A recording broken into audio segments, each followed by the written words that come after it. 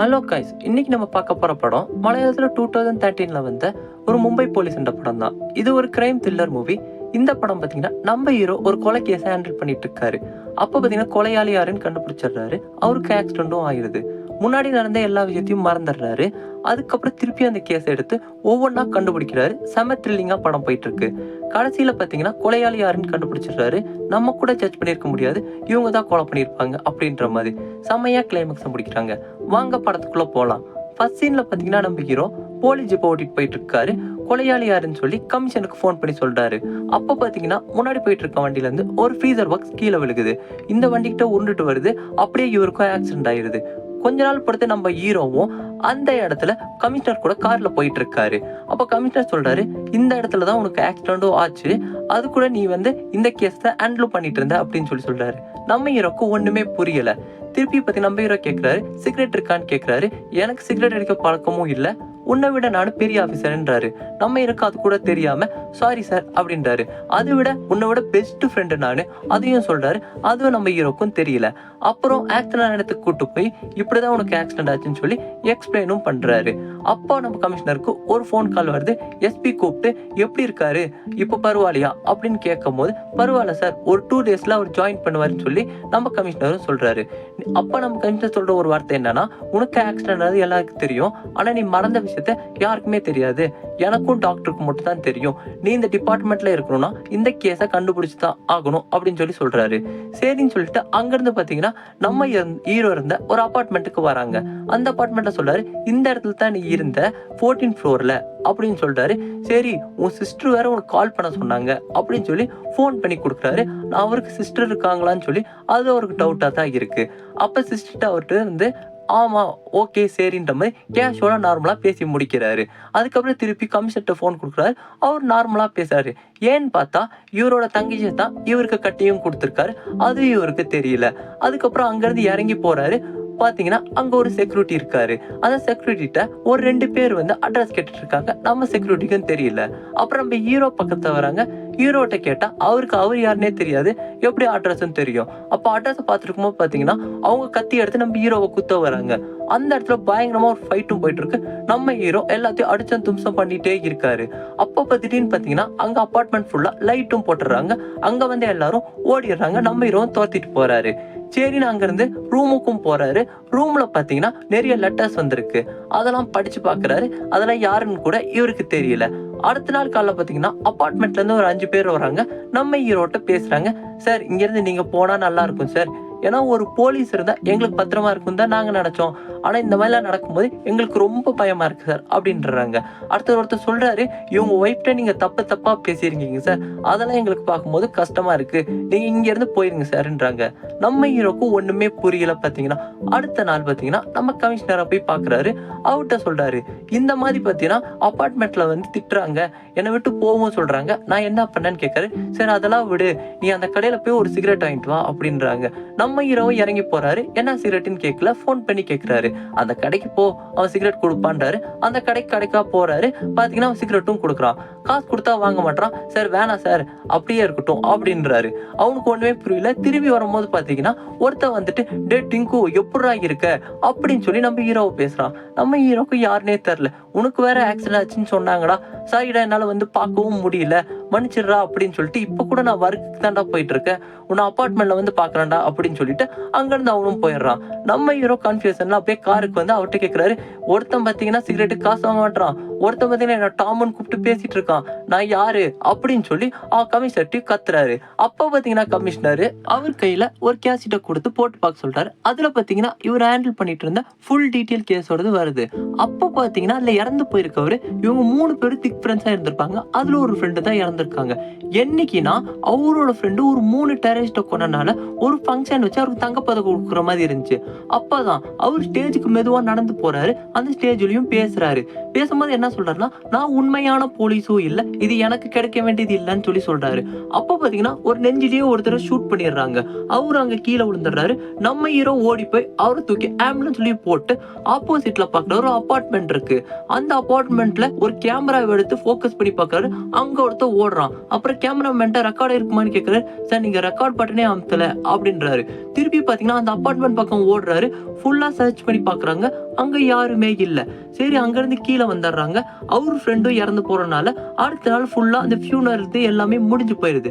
திருப்பியும் நம்ம ஹீரோ என்ன பண்றாரு, அந்த கேஸை நான் எடுத்துக்கிறேன்னு சொல்றாரு. எடுத்து ஒவ்வொன்னா கண்டுபிடிக்கிறாரு. ஃபர்ஸ்ட் நாள் போகும்போது பாத்தீங்கன்னா அந்த அபார்ட்மெண்ட்டுக்கு போய் சர்ச் பண்றாரு. அங்க ஒண்ணுமே கிடைக்கல. பக்கத்துல ஏதாச்சும் ரவுடி இருக்கானான்னு கேக்குறாங்க. அப்போ ஒரு போட்டோவும் காமிக்கிறாங்க, இந்த ரவுடின்னு. நம்ம ஹீரோ ஸ்ட்ரைட்டா போறாரு. அவன் ரோட்ல போயிட்டு இருக்கான். அவனை போட்டு ரோட்லயோ பயங்கரமா அடிக்கிறாரு. அவனுக்கு என்னமே தெரியாம அங்கிருந்து ஓடிக்கிட்டே இருக்கான். இவரும் ஃபாலோ பண்ணிட்டே இருக்காரு. கடைசியில அவன் வீட்டுக்கே ஓடிடுறான். வீட்டுல போய் அந்த டீம் எல்லாம் சேர்ந்து அவனை பயங்கரமா அடிக்கிறாங்க. நம்ம ஹீரோ அடிக்கிறத பார்த்து அவங்க ஒய்ஃப் ஓடி வந்து, சார் அவர் அப்படிலாம் பண்ணிருக்க மாட்டார் சார், கொலைலாம் செய்ய மாட்டாருன்னு சொல்றாங்க. அப்போ அவங்க ஒய்ஃபையும் அவர் அடிக்கிறாரு. அவனுக்கு டென்ஷன் ஆகி, சார் ஒய்ஃப் மேல கை வைக்கிற வேலை வச்சுக்காதீங்க அப்படின்னு சரின்னு சொல்லி அவங்க ஒய்ஃபை பிடிச்சி இழுத்து அவங்க எல்லாத்துக்கு முன்னாடியும் ரொம்ப டீஸ் பண்றாரு. அங்க இருக்க அவங்க டீமுக்கே அது பிடிக்கல. அவங்களே வெக்கப்பட்டு போறாங்க. அங்க இருந்து பாத்தீங்கன்னா அவரும் கிளம்பிடுறாரு, இவன் பண்ணிருக்க மாட்டான் அப்படின்னு சொல்லிட்டு. அடுத்த நாள் பாத்தீங்கன்னா அந்த அபார்ட்மெண்ட்டுக்கு ஆப்போசிட்ல இன்னொரு அபார்ட்மெண்ட்டும் இருக்கு. அங்க ஒரு லேடி சொல்றாங்க, ஒரு நாளா இங்க ஒரு கிரீன் கலர் கார் நின்னுட்டு இருந்துச்சு, நான் அவளை கவனிக்கவே இல்லை, இப்ப இந்த கேஸ் வர மொத்தம் எனக்கு புரியுது அப்படின்றாங்க. நம்ம ஹீரோவும் வந்து என்ன பண்றாருன்னா கிரீன் கலர் காரா சர்ச் பண்ணி பாக்குறாரு. ஏன்னா கிரீன் கலர் நிறைய பேர் யூஸ் பண்ண மாட்டாங்கன்னு. அப்ப பாத்தீங்கன்னா கிரீன் கலர் யூஸ் பண்றவரு ஒரு நேவில ஒர்க் பண்ற ஒரு ஆபீசர். அவரை போய் அங்க மீட் பண்றாரு. பாத்தீங்கன்னா அவங்களுக்கும் இவருக்கும் முதல்ல ஏதோ ஒரு ப்ராப்ளம் நடந்திருக்கு. ரெண்டு பேரும் பேசிக்கிறதுலயே நம்மளுக்கு தெரியுது. அவங்க கார்ல நம்ம ஹீரோவும் ஏறி கொஞ்ச தூரம் டிராவல் பண்ணி, சார் நீங்க இவ்வளவு நாள் எங்க இருக்கீங்க அப்படின்னு கேட்கிறாரு. நான் மும்பைல தான் இருந்தேன், இந்த டேட்லன்னு சொல்லும் போது, அந்த டேட்லயும் நான் மும்பைல தான் இருந்தேன், என் ஃபேமிலியை பார்க்க போனேன் அப்படின்றாரு. அவர்கிட்ட நடந்திருக்க ஒவ்வொரு விஷயமும் ரொம்ப தப்பாவே இருக்கு. இவரும் கொலை பண்ணியிருக்க மாட்டாருன்னு சொல்லி அங்கேருந்து நம்ம ஹீரோவும் கிளம்பிடுறாரு. போலீஸ் ஸ்டேஷன் வந்து பின்னாடி பார்த்தீங்கன்னா அவங்க டீம்லேருந்து ஒரு லேடி வந்து அன்னைக்கு அந்த ஃபங்க்ஷன் வந்தவங்க இவங்க தான் சொல்லி ஒரு லிஸ்ட்டும் கொடுக்குறாங்க. அந்த லிஸ்ட்டில் இன்வெஸ்டிகேஷன் பண்ணாதவங்க நம்ம இறந்து போனார்ல அவரோட லவ்வரை மட்டும்தான். அவங்களுக்கு ஃபோன் பண்ணுறாரு. நான் மும்பையில் இருக்க ஒரு 2 days வந்துடுவேன்னு சொல்கிறாங்க. ஓகேன்னு சொல்லிடுறாரு. அதுக்கப்புறம் கமிஷனர்கிட்ட சொல்லிட்டு இவர் போய் அந்த லேடியை மீட் பண்ணுறாரு. அவங்கள்ட்டையும் பேசி முடிக்கிறாரு. அவங்கள்ட்ட வரும்போது தான் பார்த்தீங்கன்னா இவர் கமிஷனருக்கு ஃபோன் பண்ணி சொல்கிறாரு, இந்த மாதிரி நான் கொலையாளி யாருன்னு கண்டுபிடிச்சிட்டேன் அப்படின்னு சொல்லும் போது தான் இவருக்கும் ஆக்சிடென்ட் ஆயிடுது. இந்த ஸ்டோரியை ஃபுல்லாக கமிஷனரும் சொல்லி முடிச்சிடுறாரு.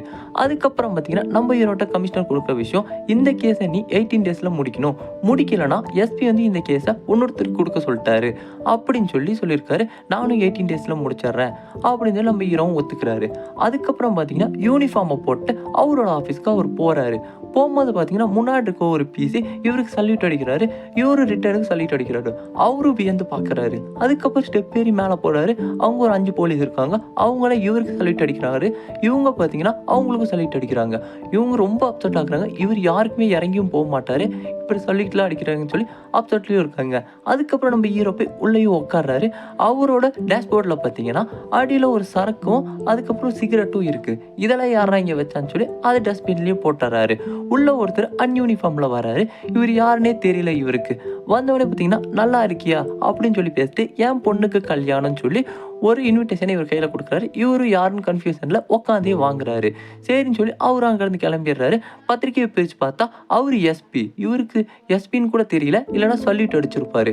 அதுக்கப்புறம் அவரோட ஃப்ரெண்டுக்கிட்ட கமிஷனர்கிட்ட போய் சொல்கிறாரு, இந்த மாதிரி யார் யார் வராங்க யார் யார் போகிறாங்கன்னு எனக்கு தெரியலை, ஃபஸ்ட்டு அவங்கள பற்றி நான் தெரிஞ்சுக்கணும்னு சொல்லும் போது இவர் தான் எஸ்பி, இவர் தான் வந்து கமிஷனர் அப்படின்னு சொல்லி ஒவ்வொரு 2-3 ஆளுங்களை தேவையான ஆளுங்களை இவங்களுக்கு சொல்லி காமிக்கிறாரு. இவரும் எழுதி வச்சுக்கிறாரு. கடைசியில் ஒருத்தரை காமிக்கிறாரு. அவர் தான் இறந்து போன இவரோட ஃப்ரெண்டு. அவருக்கும் இவருக்கும் எப்படி அட்டாச்மெண்ட்னு சொல்லி அந்த இடத்துல ஒரு ஸ்டோரியை காமிக்கிறாங்க. அப்போ பார்த்தீங்கன்னா இறந்து போன அந்த ஃப்ரெண்டை ஒரு இடத்துல கமிஷனராக ப்ரொமோட் பண்ணியிருக்காங்க. அவர் பார்த்தீங்கன்னா அந்த இடத்துக்கும் போறாரு. டிராஃபிக் இருக்க அந்த இடத்துல சர்ச் பண்ணிட்டு இருக்காரு. அப்போ முன்னாடி இருக்க ஒரு கார்ல பார்த்தீங்கன்னா ஒரு நேவி ஆஃபீஸர் குடிச்சிட்டு இருக்காரு. அவர் தான் பார்த்தீங்கன்னா இறங்கவும் மாட்டாரு, ட்ரிங்க் அண்ட் டிரைவா இருக்காரு. நம்ம ஆளு என்ன பண்றாருன்னா போய் அவரை பார்த்து கீழே இறங்க சொல்றாரு. நானே இறங்க முடியாது, நான் ஆர்மின்றாரு. அதெல்லாம் போதுன்னு சொல்லி அவங்கள தூக்கி வெளியே போட்டுறாரு. அதுக்கப்புறம் தான் பார்த்தீங்கன்னா கொண்டு போய் போலீஸ் ஸ்டேஷனில் வைக்கும்போது அவங்களுக்கு தெரியுது இவர் ஒரு பெரிய ஆஃபீஸர்ன்றது. அப்போ நம்ம கமிஷனருக்கு ஃபோன் பண்ணி சொல்கிறாங்க, இந்த மாதிரி ஒரு பிரச்சனை ஆயிடுச்சு சார் ஃபர்ஸ்ட் நாளே அப்படின்னு சொல்லும்போது, சரி விடு ஒன்றும் பிரச்சனை இல்லை அப்படின்னு சொல்லி தான் அந்த இடத்துல நம்ம ஹீரோவை அனுப்புகிறாங்க. ஹீரோவும் உள்ளே வந்துட்டு என்னன்றாரு, ஒன்றும் பிரச்சனை இல்லை, நம்ம எல்லாமே பார்த்துக்கலாம், எங்கே இருக்காரு அந்த ஆஃபீஸர்னோட உள்ளதான் இருக்காருன்னு சொல்லி உள்ளேயும் போயிடுறாங்க. அதுக்கப்புறம் அந்த போலீஸ் ஸ்டேஷன் ஃபுல்லாமே கரண்ட்டை ஃபுல்லாக பிடிங்கி விட்டுறாங்க. எதுக்குன்னு தெரியல.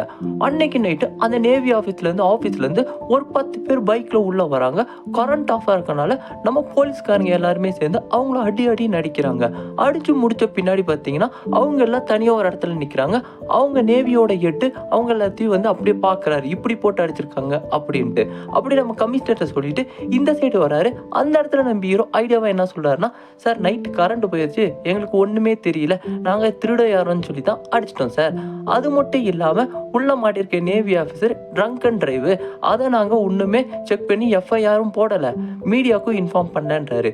இப்படி சொன்னதே பார்த்தீங்கன்னா அந்த நேவி ஆஃபீஸரோட ஹெட் என்னன்னா அப்செட் ஆகி நம்ம கமிஷனரை தனியாக கூப்பிட்டு போய் இது யார்ட்டையும் சொல்லாதீங்க, அப்படியே மறைச்சிடலாம் அப்படின்னு சொல்லிட்டு விட்டுறாங்க. அதுக்கப்புறம் திருப்பி கொண்டாள் பொறுத்து அந்த நேவி ஆஃபீஸரோட ஹெட்டு ஒரு ஃபங்க்ஷன் இருக்கு. அந்த ஃபங்க்ஷனுக்கு இவங்க 3 பேர்த்தையும் இன்வைட் பண்ணுறாரு. 3 பேரும் போகிறாங்க. நம்ம இறந்து போனார்ல அவர் வந்து அந்த இடத்துல பயங்கரமாக டான்ஸ் ஆடிட்டு இருக்காரு.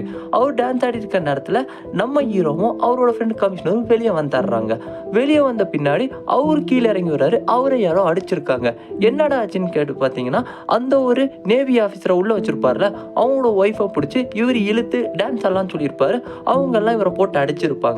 அப்போ நம்ம ஹீரோ டென்ஷன் ஆகி உள்ள போய் ஒரு பாட்டில் எடுத்து அவர் மண்டை மேலேயே உடைக்கிறாரு. அது கொஞ்சம் பெரிய கேஸ் ஆகி அப்போதான் இவங்க 3 பேர்த்தையும் சேர்த்து பெரிய மும்பை போலீஸ் ரவுடி மாதிரி நடந்துக்கிறாங்க அப்படின்னு சொல்லி ஒரு நியூஸ் பேப்பர்லேயும் வருது. சரி நம்ம கமிஷனர் சொல்றாரு, இந்த மாதிரி பிரச்சனை இருக்கனால உங்க 2 பேருக்கு டெப்டேஷன் தரேன், நீங்க 2 பேரும் ஹைதராபாத் போங்கடான்னு சொல்லி அப்படியே லிஃப்ட் அமுச்சு விட்டுறாரு. அப்போ இவங்க 2 பேரும் ஏர்போர்ட்ல அப்படியே போயிடுறாங்க. அதுக்கப்புறம் பார்த்தீங்கன்னா திருப்பி கமிஷனர் வீட்டில் உட்காந்துருக்கும் போது ஒரு நியூஸ் வருது, ஹைதராபாத்தில் ஒரு பெரிய பில்டிங்கில் டெரரிஸ்ட் அட்டாக் ஆச்சு, அங்கே இருந்த டெரரிஸ்ட்லாம் ஒருத்தர் தான் சுட்டிருக்காரு அப்படின்னு சொல்லி காமிக்கிறாங்க. அது யார் பார்த்தீங்கன்னா நம்ம இறந்து போனார்ல அந்த போலீஸ் தான் சுட்டிருக்காருன்னு சொல்லி காமிக்கிறாங்க.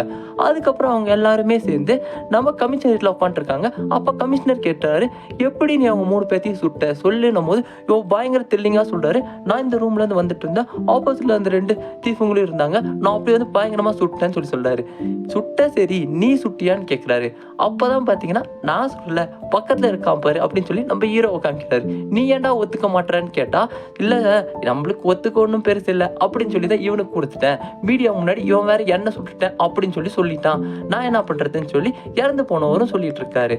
அதுக்கப்புறம் தான் பார்த்தீங்கன்னா அவர் வந்து கொஞ்ச நாள் பொறுத்து என்னன்றாருன்னா, உங்களுக்கு ஒரு பேட் நியூஸ் இருக்கு, குட் நியூஸ் இருக்கு, எது வேணும்னு கேட்குறாரு.